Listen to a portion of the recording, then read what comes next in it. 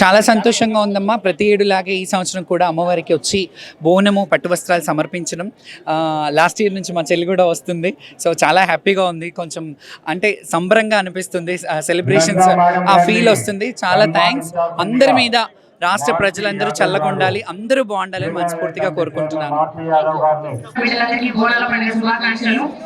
ఒక ఆనవాయితీ లెక్క వస్తూనే ఉన్నాను నేను ఇక్కడికి. అమ్మవారి చల్లని చూపు ఎప్పుడు నా మీద ఉంది, నాతో పాటు మీ అందరి మీద ఉండాలని మనస్ఫూర్తిగా కోరుకుంటూ, అమ్మ ఆశీస్సులు ఆశీర్వాదాలు అందరికీ ఉండాలి, అందరు చల్లగా ఉండాలని కోరుకుంటూ, బొట్టు పెట్టి బోనం మీద ఖాళీ ఉన్న వాళ్ళు ఒకసారి సపోర్ట్ కూడా అమ్మవారి కోసం నా కోసం కాదు, అందరం ఒకసారి బొట్టు పెట్టి బోనం మీద బోనం పెట్టాలే దేవత, తల్లి గొప్పలే దేవత, పిల్ల బాబులు కాపాడుకుంటూ కదిలి రావాలే దేవత,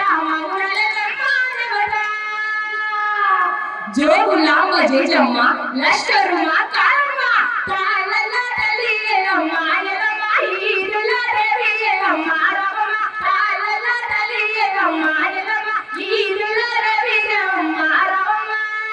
థాంక్ యూ సో మచ్.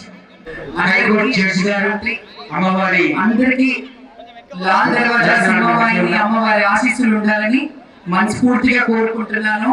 అలాగే ఇంకా ఎంత అంగరంగ వైభవంగా, ఎంత అలంకారప్రాయంగా గుడి ఉందంటే రెండు కళ్ళు సరిపోవట్లేదు. ఎంత అద్భుతంగా డెకరేషన్ చేశారు కమిటీ వాళ్ళందరికీ. పేరు పేరున నా నమస్సుమాంజలి మీ కమిటీ మెంబర్స్ అందరికీ. బికాస్ మీ అంటే ఒక కంకణం లాగా, ఒక మిషన్ లాగా చేస్తున్నారు. విశాలంగా చేస్తే చాలా బాగుంటది. అమ్మవారు ఇంకా బాగా భక్తులు కూడా వచ్చే సదుపాయం ఉంటది. అండ్ అలాగే ప్రతి ఒక్కరికి, తెలంగాణలో పుట్టిన ప్రతి ఒక్కరికి, తెలుగు బిడ్డలందరికీ బోనాల పండుగ శుభాకాంక్షలు. అలాగే రాష్ట్రం బాగుండాలి, రైతు బాగుండాలి. రైతు బాగుంటే ఇప్పుడు మనం ఈ అన్నాన్ని సమర్పించాలంటే, అమ్మవారికి నైవేద్యం సమర్పించాలంటే రైతన్నలు బాగుండాలి. ఈ అన్నం గింజ ఇక్కడికి చేయాలంటే తల్లి రైతన్నలకి సకాలంలో వర్షాలు కురిపించి పాడి పంట గొడ్డు గోడ అన్ని చల్లగా చూడు. అలాగే మా తెలుగు రాష్ట్ర ప్రజల్ని, తెలంగాణ బిడ్డలందరినీ చల్లగా చూడు తల్లి. భక్తులు యావత్ దేశ ప్రజలందరూ చల్లగా ఉండాలని మనస్ఫూర్తిగా కోరుకుంటున్నాను.